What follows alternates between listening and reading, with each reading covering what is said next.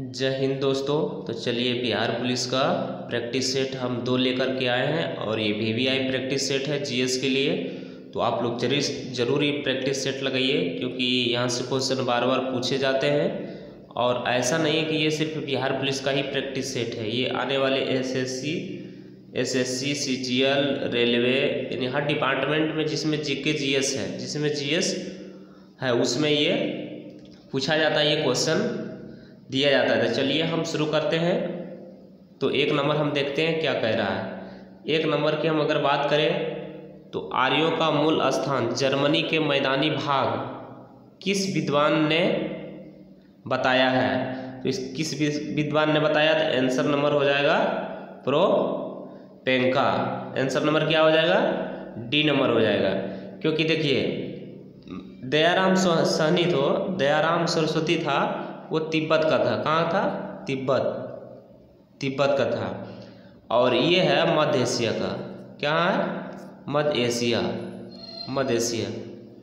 तो इसका आंसर हो जाएगा डी नंबर। नेक्स्ट में चलते हैं हम लोग। देखिए आंसर नंबर डी में देख लीजिए आप, डी आंसर नंबर। उसके बाद गंगानाथ झा ब्रह्मश्री देश का, मैक्स मुलर कहाँ का है, मध्य एशिया का। और दयाराम सरस्वती कहाँ है, तिब्बत का। तो यहाँ तक समझ गए। चलिए हम चलते हैं नेक्स्ट में।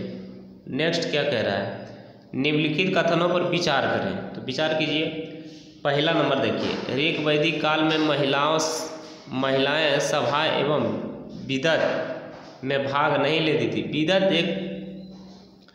विदत एक विशाल नाम है, ये हमेशा प्रशासनिक नाम है, सबसे श्रेष्ठ नाम है। तो चलिए हम शुरू करते हैं। ऋग वैदिक काल में महिलाओं सभा में विदत में भाग नहीं लेती, तो ये आंसर हो जाएगा गलत। दूसरा देखते हैं, जी नहीं लेती थी। दूसरा है दशरथ राज युद्ध रावी नदी के तट पर हुआ था। उपर्युक्त कथनों में से कौन सा कथन सही है। देखिए दशरथ राज युद्ध रावी नदी के तट पर हुआ था। दशरथ युद्ध सही, इसका हो जाएगा केवल 2 हो जाएगा। क्या हो जाएगा, केवल 2 हो जाएगा। नेक्स्ट चलते हैं हम लोग आगे।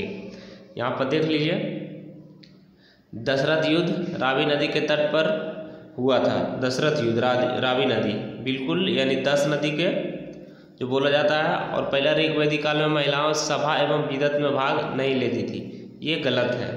तो इसका सिर्फ 2 नंबर हो जाएगा। नेक्स्ट हम लोग चलते हैं आगे देखिए क्या कह रहा है।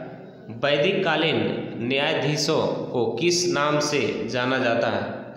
न्यायाधीशों को किस नाम से जाना जाता है वैदिक कालीन में, किस नाम से जाना जाता है, प्रश्न विनाग। आंसर नंबर हो जाएगा सी, क्या हो जाएगा, प्रश्न विनाग। नेक्स्ट में चलते हैं।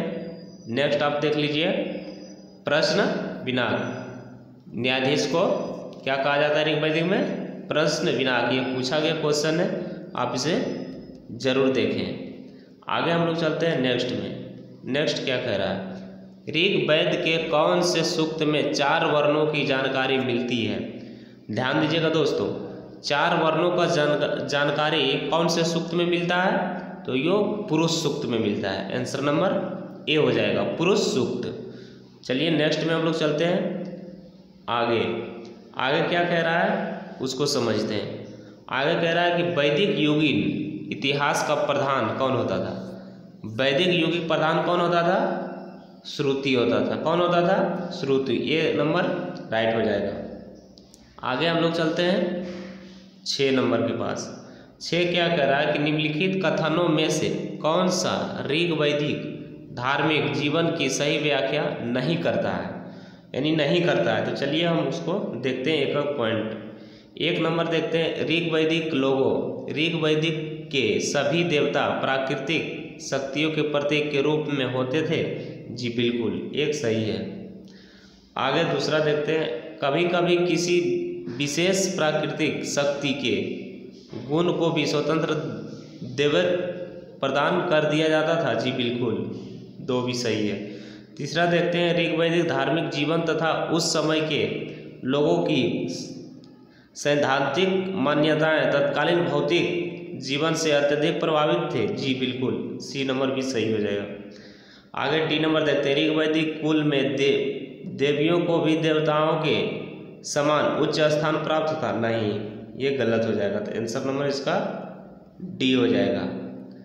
आगे चलते हैं नेक्स्ट में चलते हैं क्या, निम्नलिखित में से कौन सा संस्कार गृहस्थ आश्रम में प्रवेश से संबंधित है।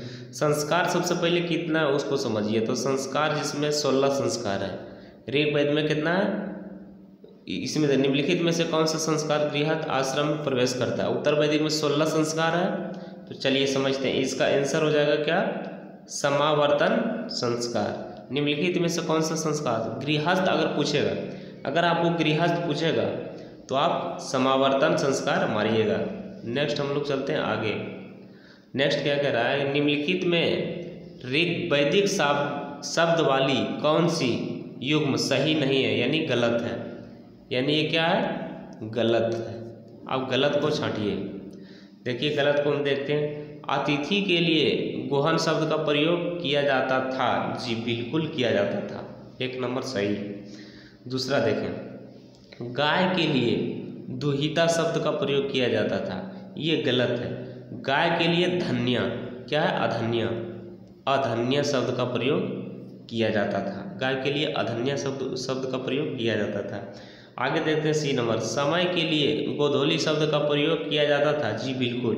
गोधूली किसको कहते हैं, जैसे गाय चराने के लिए गया है, ठीक है, और उधर से गाय को लेकर के आया अपना तबेले में, तो जो गाय का खुर से, यानी पैर, खुर से जो धूल उड़ता था ऊपर पूरा बादल में समा जाता था, समझे, इसीलिए समय के लिए गोधूली शब्द का प्रयोग किया गया है। डी नंबर देखते हैं, युद्ध के लिए गविष्टि शब्द का प्रयोग किया। हाँ जी बिल्कुल किया गया है, बिल्कुल किया गया था। ये ए सी डी तीनों सही है और बी नंबर गलत है, आंसर नंबर यही हो जाएगा। नेक्स्ट हम समझते हैं आगे।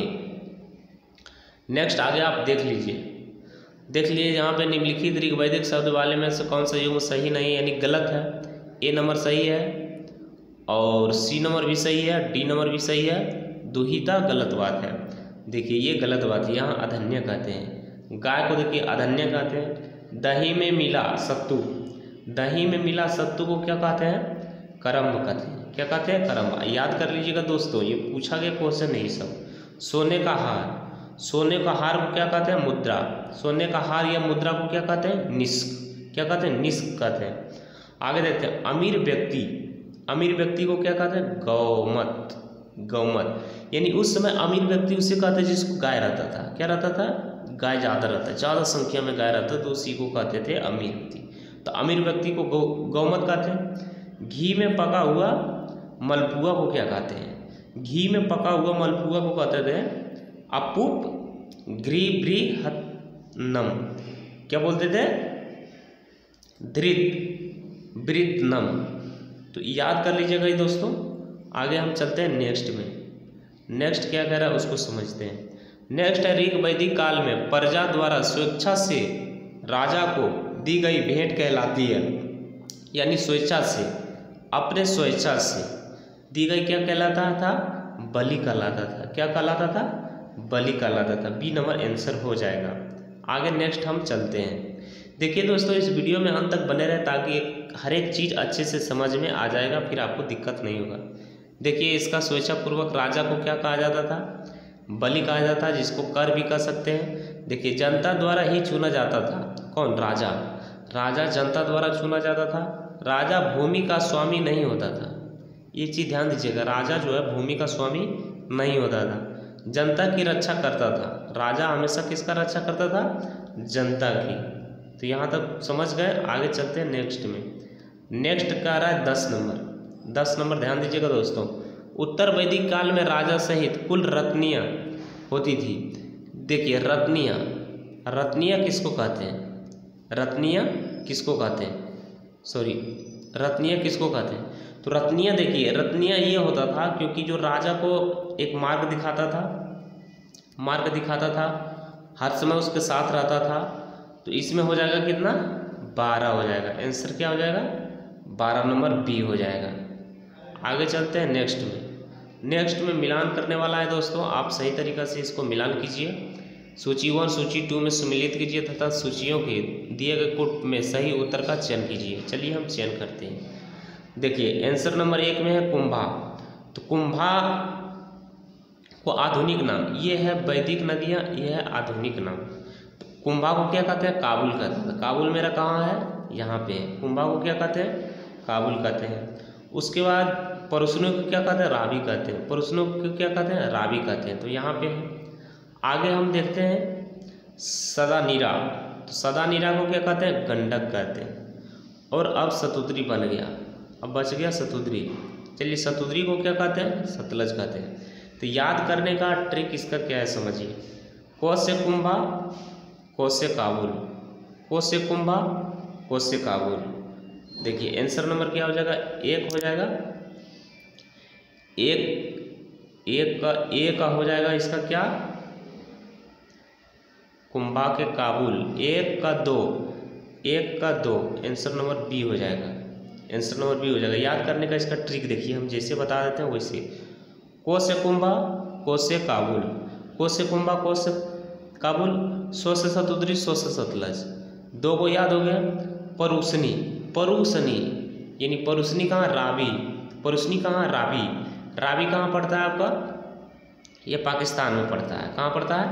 पाकिस्तान में पड़ता है। पाकिस्तान में पड़ता है, ध्यान दीजिएगा दोस्तों। तो यहाँ तक आप समझ गए। और सदानीरा, सदानीरा यानी सदानीरा हो जाएगा गंडक। समझ गए? नेक्स्ट में चलते हैं हम लोग। नेक्स्ट क्या कह रहा है? देखिए कुंभा से काबुल, परुसनी से रावी, सदानीरा से गंडक, सतुद्री से सतलज। काबुल की बात करें तो ये अफगानिस्तान में पड़ता है। कहाँ पड़ता है? अफगानिस्तान में। आगे हम नेक्स्ट चलते हैं। इसका नंबर आपको बता चुके थे कि बी हो जाएगा। कैसे? देखिए 1 का 2 और बी का 3, बी का 3। 2 को मिल गया तो आगे मिलाने से क्या जरूरत है। आगे नेक्स्ट चलते हैं हम 12 नंबर। 12 क्या कह रहा है? उत्तर वैदिक काल में बाबाता से तात्पर्य था। बाबाता से तात्पर्य था कौन था?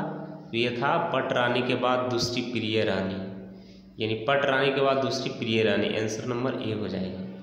नेक्स्ट चलते हैं आगे। नेक्स्ट क्या कह रहा है? उत्तर वैदिक काल में बाबाता का तात्पर्य क्या था? तो बता दिए थे, पट रानी के बाद दूसरी प्रिय रानी। नेक्स्ट हम लोग चलते हैं आगे। नेक्स्ट देखिए उत्तर वैदिक काल में उच्च वर्ग के पुरुष द्वारा निम्न वर्ग की महिलाओं के साथ विवाह करना क्या कहलाता है? तो इसमें एक चीज़ ध्यान दीजिएगा आप कि अगर उच्च वर्ग, उच्च यानी लड़का, लड़का उच्च रहे, लड़का उच्च रहे और लड़की निम्न रहे, और लड़की निम्न रहे और लड़का उच्च रहे, उसमें तात्पर्य क्या कहलाता है उसको समझिए। उत्तर वैदिक काल में उच्च वर्ग के पुरुष, निम्न वर्ग की महिला। अगर उच्च वर्ग के पुरुष और निम्न वर्ग यानी छोटा लड़की से शादी करे निम्न वर्ग का, तो उससे कहते हैं प्रतिलोम। और यही अगर लड़की उच्च रहे, क्या रहे? लड़की उच्च रहे, लड़की उच्च रहे और लड़का निम्न रहे, लड़का निम्न रहे, तो उसको कहते हैं अनुलोम। क्या कहते हैं? अनुलोम कहते हैं। तो यहाँ तक समझ गए? तो इसका आंसर हो जाएगा प्रतिलोम। आंसर नंबर डी हो जाएगा। आगे समझते हैं हम फिर 14 नंबर का क्या है? उत्तर वैदिक काल में संदर्भ में निम्नलिखित में से कौन सा कथन असत्य है, यानी कौन सा कथन गलत है। ए नंबर में उत्तर वैदिक काल में स्त्रियों की स्थिति दयनीय थी। जी हाँ, उत्तर वैदिक काल में दयनीय थी। दूसरा है इस काल में जन्म लेकर मृत्यु तक 16 संस्कार का प्रचलन आए थे। जी बिल्कुल आए थे, अभी बता चुके थे उत्तर वैदिक में। और आगे समझते हैं सी नंबर, इस काल में स्वर्ग व नरक की अवधारणा का जन्म हुआ था। जी बिल्कुल हुआ था। डी नंबर समझते हैं, उत्तर वैदिक काल में आर्य लोहे से परिचित नहीं थे। बिल्कुल परिचित थे। तो आंसर नंबर क्या हो जाएगा? डी नंबर हो जाएगा, यानी ये गलत थे, यानी परिचित थे। क्या थे? परिचित थे। तो आंसर नंबर डी हो जाएगा।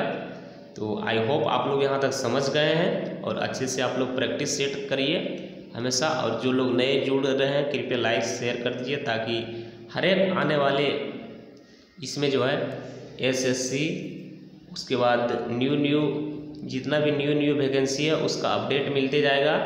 कब इस एडमिट कार्ड, कब रिजल्ट आएगा, उसके बाद यहाँ पर मैथ की क्लास और उसके बाद रीजनिंग की क्लास, उसके बाद जीएस की क्लास बेहतरीन तरीके से करवाया जाता है। तो सभी लोग को जय हिंद। फिर मिलते हैं अगले नेक्स्ट वीडियो में।